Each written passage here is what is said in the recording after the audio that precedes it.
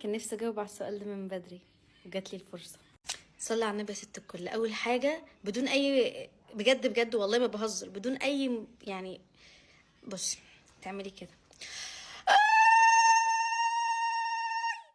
دي زغروطه وسجدة شكر كده، قومي صليها ان ربنا نجدك. تمام، دي اول بوينت.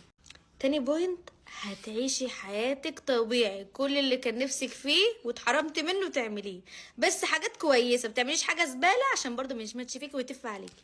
يعني اعملي كل اللي كنت نفسك فيه، الحاجات اللذيذه باحترام اهلك وبرضه اهلك كده، حطي مونوكير جديد، حطي الحاجات كده، فاهم؟ اخرجي، انزلي، شوفي صحابك، رجعي صحابك، خروجي معاهم، حبي صحاب جديده كده، تعرفي على ناس، روحي اشتري لك اطقم، جيبي لك دباديب لنفسك، جيبي لك هدايا، شغلي قرآن في البيت، روقي الشقه، اغسلي المواعين كده. بص المواعين يعني، بص انا دلوقتي النهارده وسخت المواعين، بص اخش اغسلها كلها دلوقتي كده.